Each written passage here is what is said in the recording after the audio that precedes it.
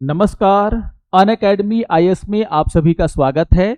और आज के डेली करंट अफेयर्स के इस सत्र में हम चर्चा करने वाले हैं बहुत इंपॉर्टेंट टॉपिक पर। पिछले 2-3 दिनों से इस टॉपिक पर काफी सारे न्यूज आपको न्यूज़पेपर में देखने को मिलेंगे और हम बात कर रहे हैं भारत में कंडक्ट किए जाने वाले जो फर्स्ट एवर डॉल्फिन का सर्वे हुआ है उसके डेटा को लेकर के। यानी कि हम चर्चा करेंगे कि भारत में जो गंगा और ब्रह्मपुत्र नदी में जो डॉल्फिन पाई जाती हैं उनका जो फर्स्ट एवर सर्वे किया गया है वो सर्वे डॉल्फिन्स को लेकर के क्या डेटा देता है। तो काफी इंपॉर्टेंट टॉपिक है, काफी सारे इसमें फैक्ट हैं जो कि हमारे एग्जाम पॉइंट ऑफ व्यू से अगर देखा जाए तो काफी हमारे लिए इंपॉर्टेंट है। तो शुरू करते हैं आज के इस सेशन को और देखेंगे कि क्या क्या जो है बातें इस सर्वे में निकल करके आई हैं। तो सबसे पहले तो आपको ये ध्यान में रखना है कि भारत में इस तरह का क्या है, पहला सर्वे है। यहां पर आप देखोगे क्या लिखा हुआ है, फर्स्ट एवर कॉम्प्रिहेंसिव सर्वे, है ना। तो याद रखिएगा कि भारत में जो मीठे पानी में पाए जाने वाले डॉल्फिन्स हैं उनका पहली बार सर्वे कराया गया है, जिसका डेटा जो है 3 मार्च को पीएम के द्वारा यानी कि प्रधानमंत्री के द्वारा रिलीज किया गया। तो खबर काफी बड़ी है और हमारे अगर हम pre exam point of view से देखें तो ये न्यूज से क्वेश्चन बनने के पूरे चांसेस हैं। तो यहां पर आप देखोगे कि जैसा कि मैंने कहा कि प्राइम मिनिस्टर नरेंद्र मोदी के द्वारा 3 मार्च को ये जो डेटा है वो रिलीज किया गया, जो भारत में जो पहला first ever comprehensive population estimation जो किया गया है हमारे नदियों में पाए जाने वाले डॉल्फिन को लेकर के। और ये आप देखोगे कि जो 3 मार्च का डेट है वो अपने आप में काफी इंपॉर्टेंट है। वर्ल्ड वाइल्ड लाइफ डे के रूप में हम क्या करते हैं, इसको सेलिब्रेट करते हैं। और उसी दिन आप देखोगे भारत के प्रधानमंत्री ने भारत में जो कंडक्ट किए पहला डॉल्फिन का सर्वे है उसके डेटा को क्या किया, रिलीज किया। अब अगर हम इस सर्वे की बात करते हैं तो आप देखोगे इसमें यह कहा गया है कि जो सर्वे है वो क्या किया गया है, जो गंगा और ब्रह्मपुत्र रिवर बेसिन है यानी कि गंगा में, ब्रह्मपुत्र में और उनकी जो ट्रिब्यूटरीज हैं उनमें भी क्या किया गया है, डॉल्फिन का सर्वे किया गया है, जिससे कि ये पता चल सके कि नदियों में जो डॉल्फिन की संख्या है वो कितनी है। और यहां पर आपको यह भी ध्यान में रखना है कि जो सर्वे है वो 2021 से लेकर के 2023 के बीच में कंडक्ट कराया गया है। तो याद रखिएगा कि अभी एकदम लेटेस्ट सर्वे मतलब 2021 से लेकर के 2023 के बीच में गंगा और ब्रह्मपुत्र रिवर बेसिन में जो भी डॉल्फिन पाई जाती हैं उनका क्या किया गया है, ये सर्वे है उसका ये डेटा है। अब आप देखोगे यहां पर अगर हम देखें तो जो टोटल डॉल्फिन जो गैंगेटिक डॉल्फिन है और या फिर जो ब्रह्मपुत्र नदी में पाए जाने वाली जो डॉल्फिन है, अगर हम दोनों को मिलाकर के देखें तो यहां पर यह कहा जा रहा है कि टोटल जो डॉल्फिन इन नदियों में पाई गई है इस सर्वे में वो कितना है, 6327। तो याद रखिएगा कि जो डॉल्फिन जो गंगा नदी में पाई गई हैं उनके ट्रिब्यूटरी को भी इसमें देखा गया है, ब्रह्मपुत्र नदी, और यहां पर आप देखोगे जो ब्यास नदी है उसका भी यहां पर सर्वे किया गया था। तो टोटल जो आप देखोगे कि डॉल्फिन की संख्या निकल करके आई है वो क्या कितना है, 6327। काफी इंपॉर्टेंट है ये, इसको देख जानना। अगर हम इस फिगर की बात करें तो यहां पर आपको समझ में आएगा कि क्या डेटा निकल करके आ रहा है। तो यहां पर आप देखोगे कि बहुत ही इंपॉर्टेंट तरीके से देखना कि जो गंगा की मेन स्ट्रीम है यानी कि जो गंगा नदी का जो मेन स्ट्रीम है उसमें आप देखोगे 2422 किलोमीटर का क्या किया गया, सर्वे किया गया। और इस 2422 किलोमीटर में जो डॉल्फिन पाई गई उनकी संख्या कितना है, 3275। ठीक है, तो गंगा की जो मेन स्ट्रीम है उसमें आप देखोगे 3275 डॉल्फिन पाई गए। और जो गंगा के ट्रिब्यूटरीज हैं उनमें आप देखोगे कि जो डॉल्फिन की संख्या वो कितनी पाई गई, 2412। और यहां पर आपको देख सकते हो कि गंगा की जो ट्रिब्यूटरीज है उसमें लंबा अच्छा खासा जो है सर्वे किया गया है, लगभग 4687 किलोमीटर यानी कि 4687 किलोमीटर जो रिवर लाइन है उसका क्या किया गया, सर्वे किया गया, जिसमें कि 2412 डॉल्फिन पाई गई। तो यहां पर आप गंगा की मेन स्ट्रीम और गंगा का जो ट्रिब्यूटरीज है आप देख सकते हो कि भारी संख्या में यहां पर आपको देखने को मिलेगा कि मैक्सिमम जो भी टोटल डॉल्फिन पाई गई उसका मैक्सिमम नंबर आपको देखने को मिलेगा। इसके अलावा ब्रह्मपुत्रा का जो मेन स्ट्रीम है उसका भी सर्वे किया गया, जिसमें कि 885 किलोमीटर का सर्वे किया गया, और यहां पर जो डॉल्फिन पाई गई वो कितनी है, 584। और जो ब्रह्मपुत्रा के ट्रिब्यूटरीज हैं वहां पर आप देखोगे कि जो सर्वे किया गया उसमें जो है 51 के करीब डॉल्फिन पाई गई। तो गंगा, ब्रह्मपुत्रा और इसके अलावा आप देखोगे जो इंडस सिस्टम है ना, सिंधु नदी की जो रिवर है उसमें आप देखोगे कि जो व्यास नदी है उसका क्या किया गया है, सर्वे किया गया। और व्यास नदी में मात्र 101 किलोमीटर का क्या किया, सर्वे किया। उसमें जो है मात्र 3 जो डॉल्फिन जो हैं वो पाई गई हैं। ये भी आपको ध्यान में रखना है कि गंगा, ब्रह्मपुत्रा और इंडस रिवर सिस्टम में आप देखोगे व्यास नदी का क्या किया गया है, सर्वे किया गया, जिसमें कि 3 की संख्या में डॉल्फिन पाई गई हैं।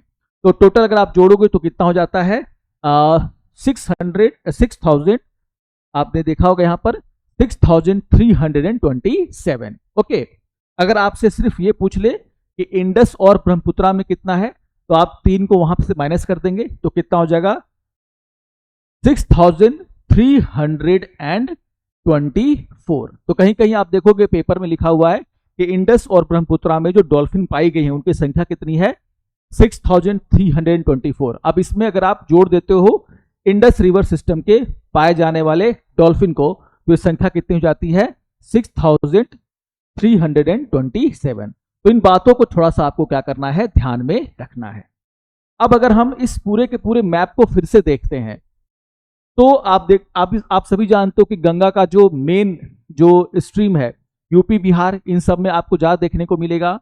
और यहां पर अगर हम स्टेट वाइज बात करें तो क्या कहा जा रहा है कि यूपी में जो है आप देखोगे सबसे ज्यादा जो है गंगा का जो भी वहां पर मेन लाइन है और जो ट्रिब्यूटरी है उसमें आप देखोगे कि डॉल्फिन पाया गया है। तो यूपी में, अकेले यूपी में 2,397 डॉल्फिन पाई गई हैं।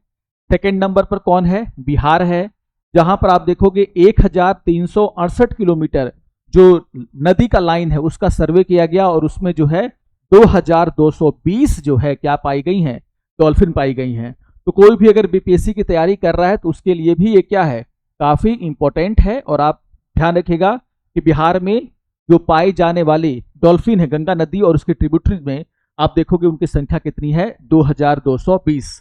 उसके बाद आप देखोगे वेस्ट बंगाल का नंबर आता है, तो पहले नंबर पर है यूपी, दूसरे नंबर पर है बिहार, तीसरे नंबर पर कौन है, वेस्ट बंगाल, चौथे नंबर पर है आसाम, फिर 5वें नंबर पर आता है झारखंड, देन आफ्टर आप देखोगे 6ठे नंबर पर है राजस्थान एंड एमपी, और आप देखोगे सबसे लास्ट कौन है, पंजाब। तो ये भारत के वो स्टेट हैं आप देखोगे जो कि कहीं ना कहीं Ganga river system, Brahmaputra river system और जो इंडस रिवर सिस्टम है वो उनसे जुड़े हुए हैं।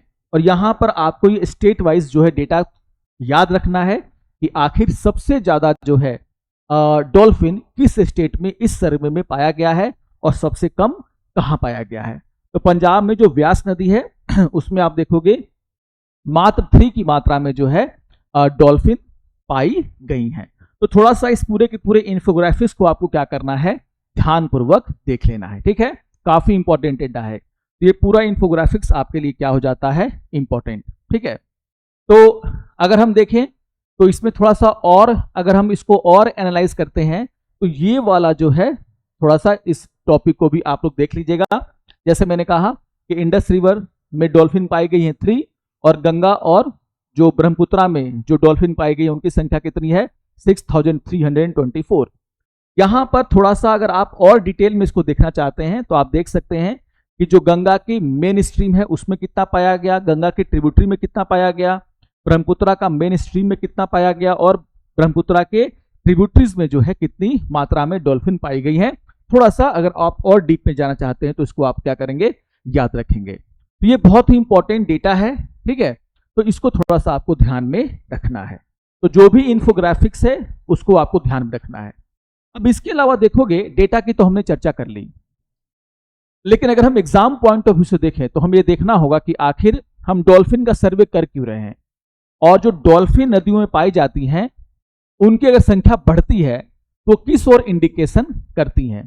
तो सबसे पहले तो आपको ये ध्यान में रखना है कि अगर किसी भी रिवर में कोई भी एक्वेटिक एनिमल की संख्या अगर बढ़ रही है, खास करके डॉल्फिन की संख्या अगर बढ़ रही है, तो ये बताता है कि उस नदी का जो इकोसिस्टम है वो काफी हेल्दी है। सबसे पहले तो आपको ये ध्यान में रखना है। तो अगर गंगा या ब्रह्मपुत्रा में, क्योंकि ये फर्स्ट एवर है, अब हमें देखना होगा कि जो सेकेंड ऐसा सर्वे जो होगा, जो कि 4 ईयर के बाद कंडक्ट कराने की बात कही जा रही है, उसमें डॉल्फिन की संख्या कितनी निकल करके सामने आती है, वो घट रहा है या बढ़ रहा है।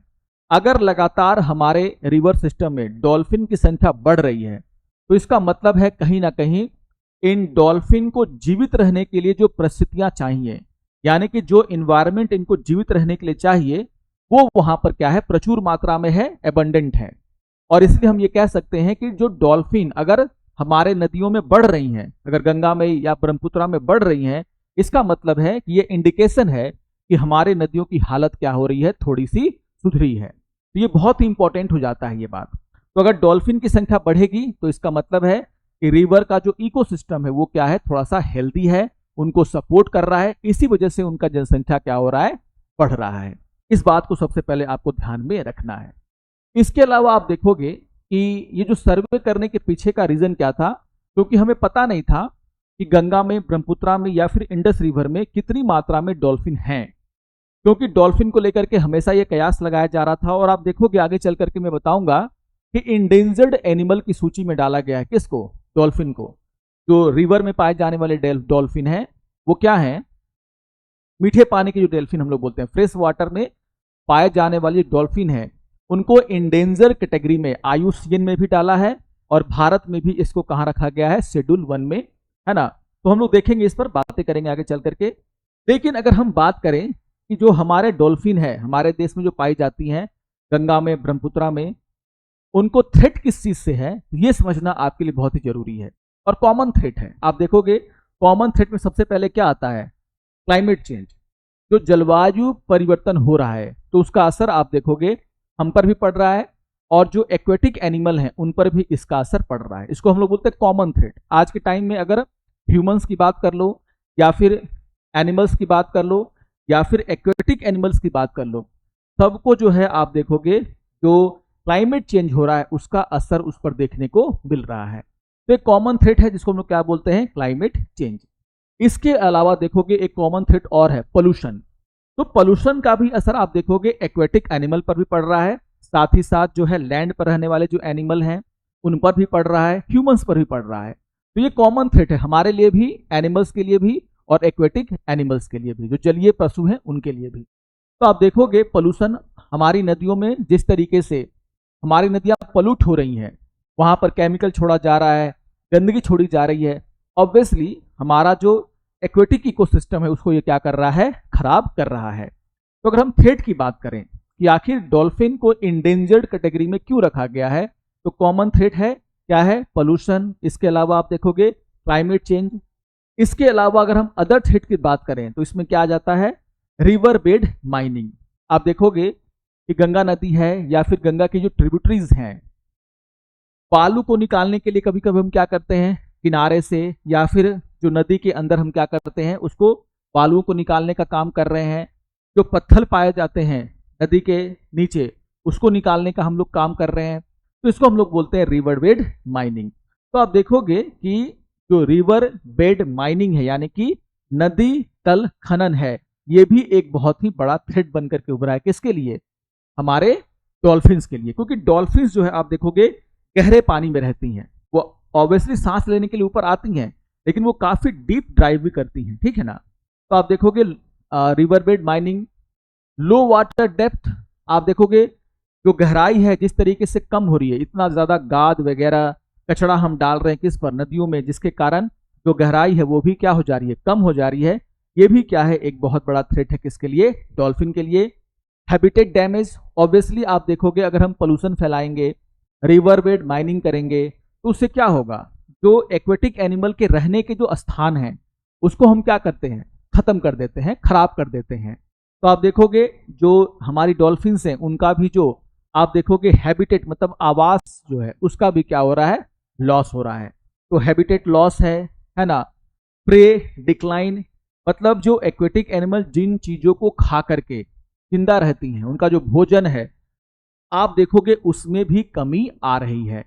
तो ये कुछ ऐसे थ्रेट हैं जो डॉल्फिन भी फेस कर रही हैं और हमारे जो अदर एक्वेटिक एनिमल हैं वो भी क्या कर रहे हैं, फेस कर रहे हैं। इसको जानना बहुत ही जरूरी है। ये बहुत ही इंपॉर्टेंट डिस्कशन है कि आखिर जो डॉल्फिन है उसको इंडेंजर्ड कैटेगरी में जो है क्यों रखा गया है और उसके क्या रीजन है। थोड़ा सा इसको आप लोग देख लेना। इसके अलावा आप देखोगे, अगर हम बात करते हैं, जैसे कि मैंने कहा कि डॉल्फिन की संख्या जानना क्यों जरूरी है, तो डॉल्फिन की संख्या जानना इसलिए जरूरी है क्योंकि जो गैंगेटिक डॉल्फिन है या फिर जो ब्रह्मपुत्रा डॉल्फिन है, यानी कि गंगा नदी और ब्रह्मपुत्रा नदी में पाए जाने वाली जो डॉल्फिन है, उनको आप देखोगे जो हमारे देश का क्या है, वाइल्ड लाइफ प्रोटेक्शन एक्ट 1972 है। वाइल्ड लाइफ प्रोटेक्शन एक्ट, जिसको हम लोग हिंदी में क्या बोलते हैं, वन्य जीव संरक्षण अधिनियम 1972। ये क्यों बनाया गया था? ये बनाया गया था देश में जो भी ऐसे एनिमल हैं जिनकी संख्या कम हो रही है, जो लुप्त प्राय हैं, उनको बचाने के लिए, उनके अवैध शिकार को क्या करने के लिए, रोकने के लिए। तो आप देखोगे कि जो गंगा और जो इंडस डॉल्फिन है, अगर हम उसकी बात करते हैं तो यहां पर यह कहा गया है कि भारत सरकार ने भी जो वाइल्ड लाइफ प्रोटेक्शन एक्ट 1972 है, उसके शेड्यूल्ड 1 में क्या किया गया है, इसको डाला गया है। अब ये शेड्यूल्ड 1 में डालने का मतलब क्या है, आपको ध्यान में रखना है कि जो अनुसूची 1 है, यानी कि जो शेड्यूल 1 है किसका, वाइल्ड लाइफ प्रोटेक्शन एक्ट 1972 का, उसमें अगर किसी जानवर का अगर आप नाम लिख देते हैं, किसी एनिमल का नाम अगर आप लिख देते हैं, किसी एक्वेटिक एनिमल का अगर आप नाम लिख देते हैं, इसका मतलब होता है कि वो काफी थ्रेट में है, लुप्त प्राय है, इंडेंजर्ड है, और उसको बचाने के हर संभव प्रयास यहां पर सरकार करेगी। अब हर संभव प्रयास का मतलब क्या है कि उसके शिकार पर क्या किया जाएगा, रोक लगाया जाएगा। उसकी तस्करी पर क्या करेंगे, रोक लगाएंगे। जो इलीगल तरीके से होता है उसका व्यापार, उस पर क्या करेंगे, रोक लगाएंगे। भारत में अगर उसका शिकार हो रहा है, मीट खाने के लिए हो रहा है, किसी अन्य चीजों के लिए हो रहा है, उस पर रोक लगाएंगे। यानी कि हम वो हर काम करेंगे जिससे कि उस एनिमल की संख्या को, जनसंख्या को हम क्या कर सके, बढ़ा सके, उन्हें बचा सके। तो याद रखिएगा कि भारत सरकार ने वाइल्ड लाइफ प्रोटेक्शन एक्ट 1972 के तहत उसको कहां डाला है, शेड्यूल 1 में, यानी कि इंडेंजर्ड यानी कि लुप्त प्राय जो है एनिमल घोषित किया है। तो ये बातें आपको ध्यान में रखनी है, ठीक है। इसके अलावा आप देखोगे जो IUCN का रेड लिस्ट है, IUCN का मतलब क्या है, international union for conservation of nature, IUCN, ठीक है ना। तो आप देखोगे कि IUCN का जो रेड लिस्ट निकलता है, मतलब उसमें आप देखोगे कि जितने भी हमारे दुनिया में पाए जाने वाले ऐसे जानवर हैं जिनकी संख्या कम हो रही है, जो लुप्त हो गए हैं या फिर जो लुप्त प्राय हैं, उनका हम लोग क्या करते हैं, लिस्ट बनाते हैं। तो आप देखोगे IUCN का जो रेड लिस्ट है उसमें भी आप देखोगे तो गैंगेटिक डॉल्फिन को कहां रखा गया है, इंडेंजर्ड कैटेगरी में। कहां रखा गया है, इंडेंजर्ड कैटेगरी में, यानी कि लुप्त प्राय सूची में रखा गया है। यानी कि इनकी संख्या लगातार कम हो रही है और अगर इनको बचाया नहीं गया तो ये क्या हो जाएंगे, पूरी तरीके से धरती से समाप्त हो जाएंगे। तो सरकार भी चाह रही है कि हम क्या करें, इन इंडेंजर्ड एनिमल को क्या करें, बचाने का काम करें। ये सारे फैक्ट्स आपको ध्यान में रखने हैं, बहुत इंपॉर्टेंट है ये, जो मैंने आपको यहाँ पर PPT में भी दे दिया है और मैंने डिस्कस भी कर दिया है। अब अगर हम थोड़ी सी बात करते हैं जो सर्वे हुआ है उसकी, तो डॉल्फिन का सर्वे हमेशा क्या होता है, मुश्किल होता है, क्योंकि डॉल्फिन एक्वेटिक एनिमल, और आप देखोगे कि वो ऊपर तो आती है सांस लेने के लिए, क्योंकि स्तनधारी जीव है, स्तनधारी क्या है, जीव है, और वो सांस लेने के लिए ऊपर तो आती है लेकिन कुछ सेकंड के लिए, और फिर वो बहुत ही डीप डाइव जो है वो करती है। तो आप देखोगे मिक्सचर, मतलब कि जो एक्वास्टिक साउंड सिस्टम है उसका भी इस्तेमाल करके क्या करते हैं, सर्वे करते हैं। तो बहुत ही मुश्किल है ये सर्वे करना। लेकिन आप देखोगे यहां पर एक टॉपिक लिखा हुआ है, dolphin hotspot and called spots. इसका मतलब क्या है, जैसे मैंने क्या कहा कि मान लीजिए गंगा जो यूपी में बह रही है और जो बिहार में बह रही है ना, तो मान लीजिए अगर हम 100 किलोमीटर यूपी में जो गंगा बह रही है उसमें हम सर्वे कर रहे हैं, तो हमें क्या देखने को मिला है कि इन 100 किलोमीटर में से 50 किलोमीटर तो ऐसे हैं जहां पर डॉल्फिन एकदम पाया ही नहीं गया, डॉल्फिन की जनसंख्या वहां पर है ही नहीं। लेकिन जैसे ही हम थोड़ा सा और आगे बढ़ते हैं, यानी कि नेक्स्ट 50 किलोमीटर पे हम देखते हैं कि पर किलोमीटर पर आपको 2 या 1.5 डॉल्फिन देखने को मिल रही है। यानी कि आप देखोगे एक ही स्ट्रेच में, एक ही लाइन में कहीं पर आप देखोगे कि डॉल्फिन की संख्या कम है, नादारद है, और उसी लाइन में थोड़ा सा आगे बढ़ जाओगे तो वहां पर हमें डॉल्फिन की संख्या देखने को मिल रही है। तो यहां पर एक ही स्ट्रेच में, एक ही गंगा नदी जो यूपी में बह रही है, वहां पर आप देखोगे कहीं कहीं पर कोल्ड स्पॉट का मतलब क्या है कि वहां पर डॉल्फिन पाया ही नहीं गया। कोल्ड स्पॉट एकदम कम मात्रा में डॉल्फिन है या फिर पाया ही नहीं गया। और कहीं कहीं कुछ स्ट्रेचेज ऐसे हैं जहां पर आपको पर किलोमीटर जो डॉल्फिन पाया जा रहा है वो क्या है, उसकी संख्या ज्यादा है। तो जहां पर नहीं पाया जा रहा है उसको हमने क्या कहा, कोल्ड स्पॉट, और जहां पर डॉल्फिन की संख्या पाई जा रही है, अच्छी खासी पाई जा रही है, उसको हमने क्या बोला, डॉल्फिन हॉटस्पॉट। इसके कई कारण हो सकते हैं, जैसे मैंने कहा कि हैबिटेट, कहीं कहीं पर हैबिटेट का लॉस ज्यादा हुआ होगा, तो जहां पर आवास है, हैबिटेट है, वहां पर जाकर के डॉल्फिन रहेंगी। जहां पर बच्चों को जन्म देना क्या है, ज्यादा इजी होगा, भरपूर मात्रा में खाना होगा, वहीं पर आप देखोगे कि डॉल्फिन की संख्या भी आपको देखने को मिलेगी। तो ये बात आपको ध्यान में रखना है। और अगर हम बात करें, क्योंकि 2 स्टेट जहां पर सबसे ज्यादा डॉल्फिन पाया गया वो कौन है, यूपी और बिहार।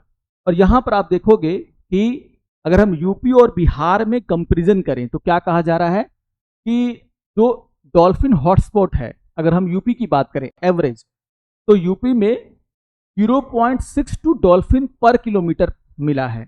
यानी कि अगर हम सर्वे कर रहे हैं, जितनी लंबे नदी का हमने क्या किया, सर्वे किया, उसमें आप देखोगे पर किलोमीटर 0.62 डॉल्फिन जो है यूपी में पाया गया। और बिहार में जितना सर्वे किया गया उसमें अगर आप देखोगे तो 1.62 डॉल्फिन पर किलोमीटर पाई गई। इसका मतलब है कि अगर हम डेंसिटी वाइज देखें तो बिहार में डॉल्फिन की संख्या क्या पाई गई है, ज्यादा पाई गई है। क्योंकि जितना रिवर हमने क्या किया है, रिवर लाइन, यानी कि जितना किलोमीटर रिवर हमने बिहार में क्या किया है, सर्वे किया है, उससे कहीं ज्यादा हमने देखा है कि हमने कहां पर सर्वे किया है, यूपी में। आप देख सकते हैं जो आपका इंफोग्राफिक्स है वहां पर। तो ये भी याद रखना कि जो पर किलोमीटर डॉल्फिन पाई गई हैं वो बिहार में क्या है, यूपी के मुकाबले में ज्यादा पाई गई हैं।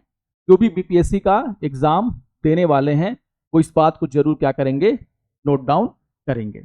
ओके, ये बात आपको ध्यानपूर्वक रखनी है, ध्यान। अब अगर हम बात करते हैं, ठीक है, हमने बात कर ली सर्वे की, हमने बात कर ली डॉल्फिन के से जुड़ी हुई चुनौतियों की, उसके आवास को, उसकी संख्या क्यों कम हो रही है, काफी सारे फैक्ट्स मैंने आपको यहाँ पर बता दिए। लेकिन हमें यह भी देखना है कि आखिर जो हमारा देश में पाया जाने वाला, मीठे जल में पाया जाने वाला डॉल्फिन है, यानी कि गंगेटिक डॉल्फिन, या फिर ब्रह्मपुत्र नदी पाया जाने वाला डॉल्फिन, या फिर इंडस नदी में पाया जाना डॉल्फिन, उसको बचाने के लिए सरकार क्या कर रही है, गवर्नमेंट के क्या प्रयास हैं। तो यहां पर आपको ध्यान में रखना है, ठीक है ना, कि इनकी रक्षा करने के लिए ही आप देखोगे कि गवर्नमेंट ने क्या किया है, जो गंगा नदी में पाया जाने वाला डॉल्फिन है, ठीक है ना, तो गंगा रिवर डॉल्फिन को क्या किया गया, नेशनल एक्वेटिक एनिमल घोषित किया गया भारत सरकार के द्वारा। ठीक है, तो आप देखोगे कि राष्ट्रीय जलीय जीव के रूप में उसको क्या किया गया है, घोषित किया गया है। किसे, गंगा नदी में पाए जाने वाले डॉल्फिन को।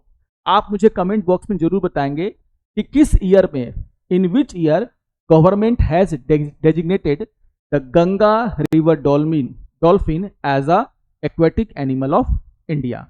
यानी कि किस वर्ष जो है गवर्नमेंट ऑफ इंडिया ने गंगा नदी में पाए जाने वाले डॉल्फिन को राष्ट्रीय जलीय जीव की संज्ञा दी है।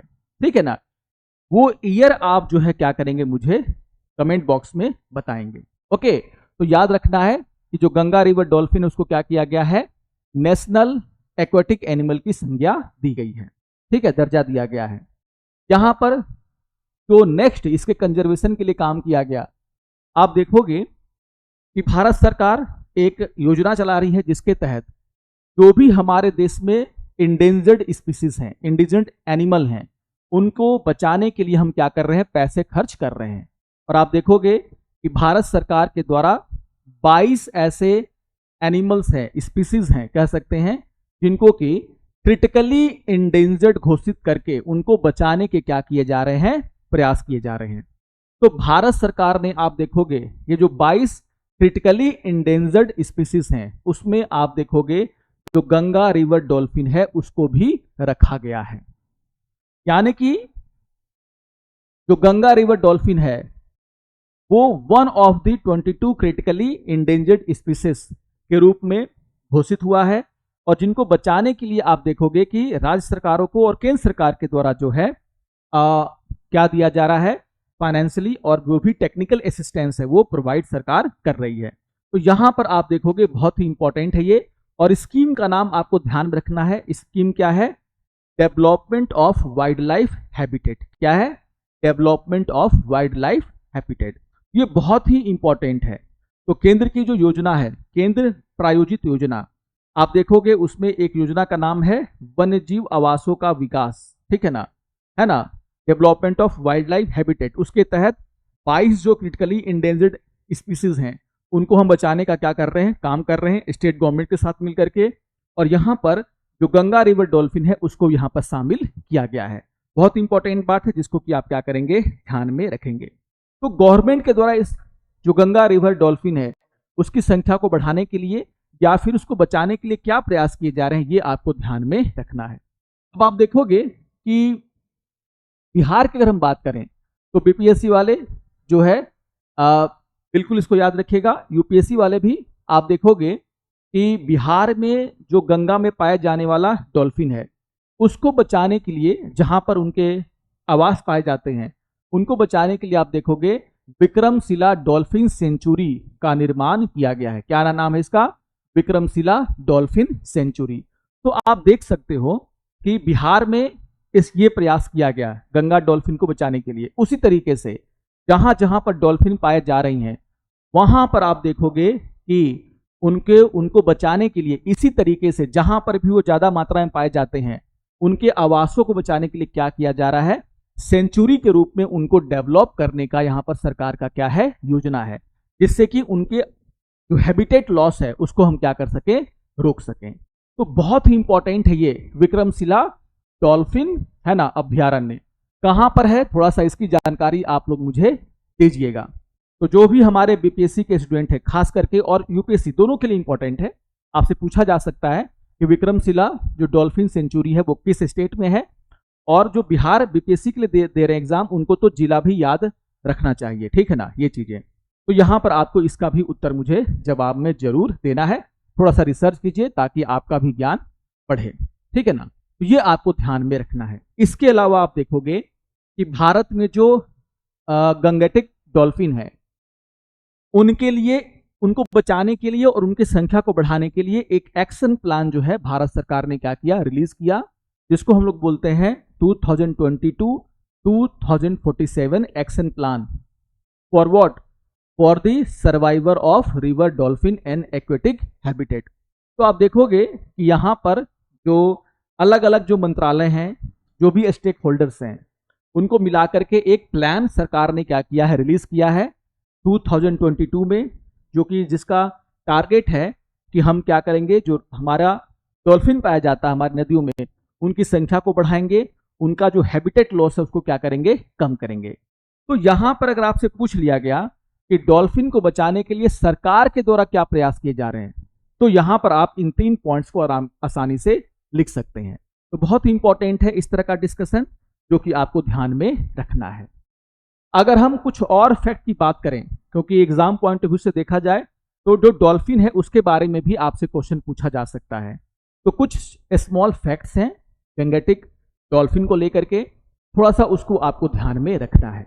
आप देखोगे पूरी दुनिया में मीठे पानी में, यानी कि जो फ्रेश वाटर है उसमें जो है 4 ही प्रकार की डॉल्फिन पाई जाती हैं। कौन कौन सी है? एक तो आपको मिलेगा अमेजन रिवर डॉल्फिन जो कि अमेजन नदी में आपको मिलेगी। दूसरा क्या है, गंगा रिवर डॉल्फिन। तीसरा क्या है, इंडस रिवर डॉल्फिन। और चौथा है इरावदी नदी, तो इरावदी डॉल्फिन। तो आप देखोगे कि पूरी दुनिया में ये 4 जगहों पर आप देखोगे कि मीठे पानी में रहने वाली डॉल्फिन पाई जाती हैं। तो गंगा में गंगा रिवर डॉल्फिन गंगा में भी, और आप देखोगे इंडस रिवर डॉल्फिन ब्यास नदी में 3 की संख्या में पाई गई हैं। तो याद रखिएगा कि जो भारत में पाया जाने वाला, it is the only 4 fresh water dolphin world wide, यानी कि 4 ही क्या है फ्रेश वाटर में पाए जाने वाली क्या है डॉल्फिन है, इसमें से आप देखोगे कि 2 गंगेटिक और इंडस रिवर डॉल्फिन हमारे देश में पाई जा रही हैं। इसके अलावा आप देखोगे जब हम बात करते हैं गंगेटिक रिवर डॉल्फिन की, तो आप देखोगे ये भारत के अलावा जो है बांग्लादेश और नेपाल में भी पाई जाती हैं। तो गंगेटिक जो रिवर डॉल्फिन है वो भारत के अलावा आप देख सकते हो कि बांग्लादेश और नेपाल में भी ये पाई जाती हैं। और जिस तरीके से ये छलांग लगाती हैं, तो कहीं ना कहीं इनको क्या कहा जाता है, it is also known as the tiger of Ganges. ठीक है ना, याद रखिएगा, बहुत ही इंपॉर्टेंट है, छोटे छोटे फैक्ट हैं लेकिन हमारे एग्जाम पॉइंट ऑफ व्यू से काफी इंपॉर्टेंट है। जैसा कि मैंने कहा कि जो गैंगेटिक डॉल्फिन होती है वो उनके आंख नहीं होते, वो अंधी होती है, याद रखिएगा। तो साउंड से जो है, जो एक्वेस्टिक वेव है उससे वो क्या करती हैं, शिकार करती हैं, बातचीत भी करती हैं। ठीक है ना, तो ये बात आपको ध्यान में रखना है। जो फीमेल्स हैं वो क्या होती हैं, लार्जर देन मेल्स, और आप देखोगे कि इनका जो बर्थ रेट भी है ना वो काफी कम होता है। जैसे आप देखोगे 2 से 3 साल में वो सिर्फ एक बच्चे को क्या करती हैं, जन्म देती हैं। तो इस वजह से भी उनकी जनसंख्या काफी धीरे धीरे क्या होती है, बढ़ती है। और यहाँ पर मैंने आपको शुरू में ही बताया था कि जो हमारी डॉल्फिन है वो क्या होती है, मैमल्स, यानी कि स्तनधारी। क्या होती हैं, मैमल्स होती हैं, स्तनधारी होती हैं।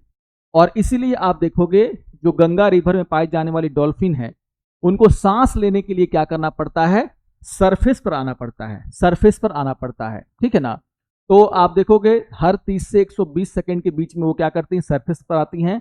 आप देखोगे उसी समय उनकी छलांग जो जब लगाती है उसी को देखने के लिए लोग क्या करते हैं, आतुर रहते हैं कि हाँ डॉल्फिन जो है बाहर निकलेगी। तो आप देखोगे कि सांस लेने के लिए वो लगातार बाहर आती रहती हैं, जो कि एक बहुत ही अच्छा दृश्य, और जो बीइंग अ टूरिस्ट आप उसको देखने के लिए क्या करते हैं, जाते हैं। तो ये सारी बातें आपको ध्यान में रखना है। देखोगे आप जो डॉल्फिन है, चूंकि उनकी आंख तो होती नहीं है, अंधे होते हैं, वो ब्लाइंड होते हैं, तो आप देखोगे कि वो साउंड निकालती हैं कम्युनिकेट करने के लिए, और उनके द्वारा जो साउंड निकाला जाता है, इस वजह से जो लोकल लोग हैं जहां पर ये पाया जाता है, बिहार है, यूपी है, उसमें आप देखोगे इनको एक नाम से पुकारा जाता है जिसको हम लोग बोलते हैं टूसू। क्या बोलते हैं, टूसू, याद रखिएगा, टूसू।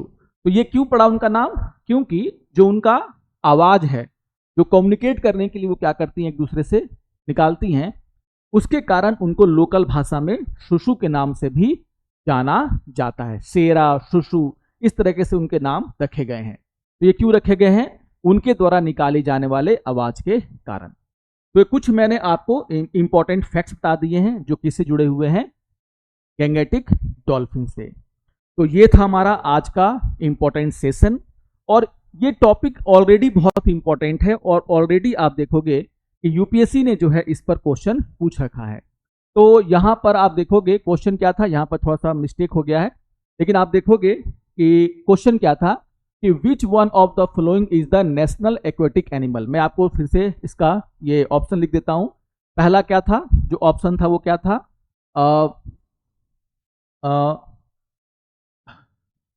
यहां पर था सॉल्ट वाटर, पहला तो था क्रोकोडाइल, ठीक है ना।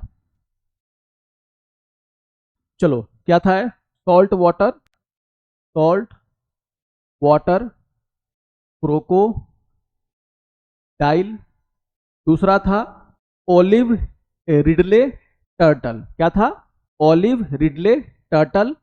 तीसरा था आपका गैंगेटिक डॉल्फिन, और चौथा था घड़ियाल, है ना। तो ए बी सी डी, तो आपका ए ऑप्शन क्या है, सॉल्ट वाटर क्रोकोडाइल। बी जो ऑप्शन है वो क्या है आपका, ओलिव रिडले टर्टल। जो सी ऑप्शन था वो क्या है, गैंगेटिक डॉल्फिन। और जो डी ऑप्शन था वो क्या था, घड़ियाल। और आप सबको पता है कि 2015 में जो है इस क्वेश्चन को पूछा गया यूपीएससी के द्वारा। अब आपको समझ में आ गया होगा आंसर क्या है, इसका आंसर है आपका गैंगेटिक डॉल्फिन। तो थोड़ा सा इसको देख लीजिएगा, थोड़ा सा वो जो मिस्टेक हो गया उसके लाइनिंग में, ठीक है ना। तो खैर मुझे दिखाना था क्वेश्चन कि इस तरह के क्वेश्चन आपसे दोबारा भी पूछे जा सकते हैं, या फिर अदर जो फैक्ट्स मैंने बताए हैं उस पर बेस्ड क्वेश्चन पूछे जा सकते हैं। तो आशा करता हूं कि आप सभी को आज का ये सेशन पसंद आया होगा।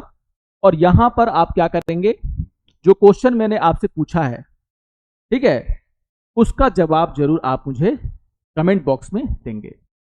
तो अगर आपको ये सेशन अच्छा लगे तो जरूर आप इसको लाइक करेंगे, अपने कमेंट हमें देंगे। तो मिलते हैं नेक्स्ट सेशन में कुछ और इंपॉर्टेंट टॉपिक के साथ। तब तक के लिए नमस्कार और धन्यवाद।